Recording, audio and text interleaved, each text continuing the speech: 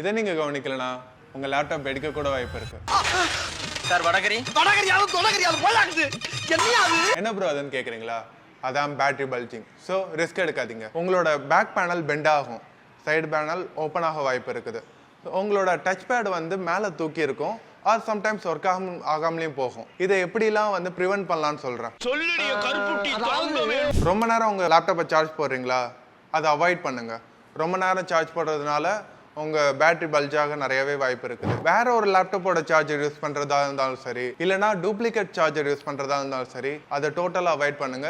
இதனாலையும் நிறைய வாய்ப்பு இருக்குது உங்க பேட்டரி பல்ஜ் ஆகிறதுக்கு. ஓவர் ஹீட் ஆகிறது, உங்க லேப்டாப் ஓவர் ஹீட் ஆகாம ப்ரிவென்ட் பண்ணாலே உங்க பேட்டரி ஹெல்த்தும் நல்லா இருக்கும். ஸோ ஒரு கூலிங் பேட் யூஸ் பண்றது நல்லது. நான் சொல்ற இஷ்யூஸ் எல்லாம் நீங்க ஃபேஸ் பண்றீங்களான்னு ஒரு தாட்டி செக் பண்ணிக்கோங்க. இந்த மாதிரி மேலும் யூஸ்ஃபுல் வீடியோஸ் பார்க்கறதுக்கு நம்ம IT Fixer @199 ஃபாலோ பண்ணிக்கோங்க.